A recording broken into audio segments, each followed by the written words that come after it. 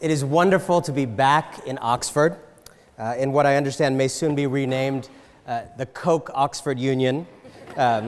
Welcome. 18 years ago in this very building,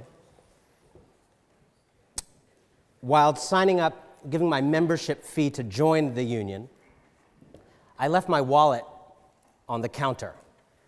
My fault. I left. Realized sometime thereafter I lost my wallet. And I later got a call notifying me that it had turned up in a post office. I went to the post office, got my wallet, and the money had carefully been extracted, nothing else had been taken, and then the wallet was dutifully dropped in the post box so it could end up back with me. It was a very English stealing. The only thing that could have made the robbery more of this island would have been if the tea bag was enclosed in the returned wallet. And what happened here 18 years ago is not irrelevant to tonight's conversation, because billionaires, in many cases, are people who steal your wallet, take out the money, and use the fact that they returned your empty wallet as proof of their virtue. Is it immoral to be a billionaire? Tonight I rise to argue that it is, and that it is in a way that calls upon us to enlarge our imagination of what morality asks of us. I listened carefully to the opposition, and I understand the distinction they're trying to draw between individual acts and other things, merely being a billionaire. No. Today I want to talk about two different moralities at play in this question. The morality of what you actively do, and the morality of systems you passively benefit from, make use of, enjoy, neither fighting for them forcefully nor forcefully resisting them.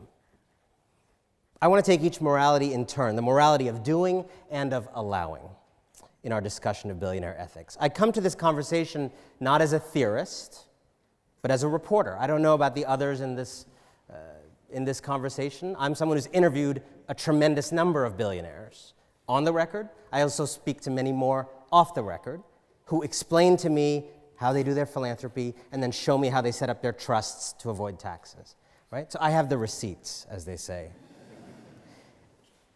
My first observation, based on that work, that reporting, is that on the question of active commission, if you look at how a great many billionaires in our time, I agree, you can't say this about all at all times, but a great many that I have studied and talked to have made their money. There are almost inevitably morally questionable choices involved. Among the things they do to gain and keep that billionaire status are these. They find clever new ways to pay people as little as possible and as precariously as possible. They avoid taxes illegally and illegally, with trillions hiding offshore, as we've heard tonight. They lobby for public policies that don't benefit the public interest, in fact, cost the public interest, but enrich them. They form monopolies that asphyxiate competition. They cause social problems to make a profit: obesity by selling sugary drinks, the opioid crisis by selling OxyContin, the housing calamity by speculating in dodgy mortgages, climate change by selling fossil fuels, and then use philanthropy, some of the spoils of dubiously gotten wealth, to whitewash not just their reputations, but to actually create the ability to keep doing what they are doing, actively doing on an ongoing basis. These are knowing acts of immorality, in my view, and I have the interviews and private conversations to prove it, and I'm happy to share them with you at the bar over a green haze.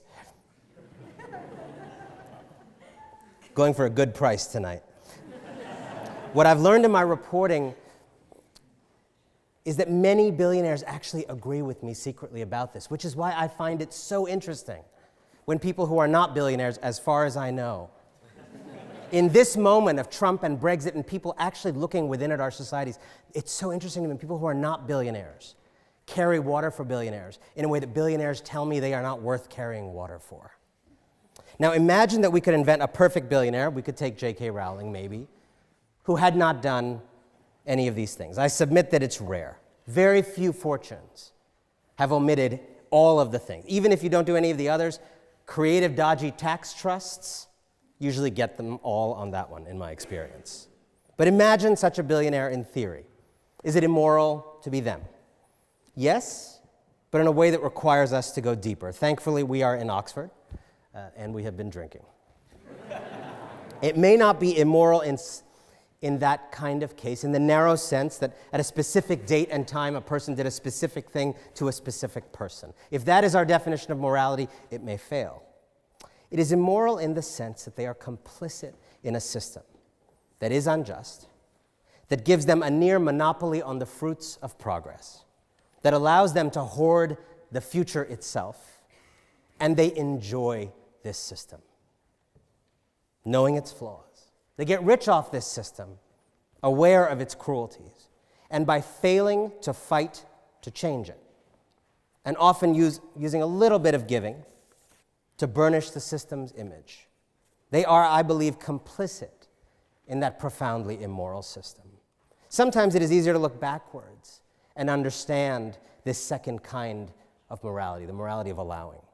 Was it immoral to be a man who did nothing about patriarchy when women were denied the chance to work and vote and play full lives, when women were actively demanding those things and men knew that they were demanding those things? Was it immoral to be such a man? Was it immoral to participate in colonialist adventures, one way or another? Even if you were one of the good ones, you didn't hurt anyone in that country. You didn't, steal a crown or some jewels. Was that immoral? Was it immoral to be a feudal lord who was personally kind to your serfs, but refused to question the world in which you owned all the land, you were the only one living in the castle, and everybody else had nothing? Was it immoral to run a bank that profited from slavery if you yourself didn't own slaves? These are hard questions that call for a holistic understanding of morality that holds people responsible, not only for what they actively do, but for what they allow to be done when they have the power and voice to say no, to refuse to go along, to speak truth about a bad system, and actively choose not to.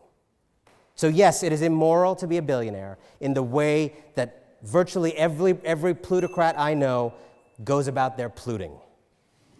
And yes, it is immoral as well to go along with a system that keeps you on top and locks so many others out of a decent life if you do nothing concerted and self-threatening to change it. But above all, it is immoral for all of us. And that, to me, is what this proposition is actually about.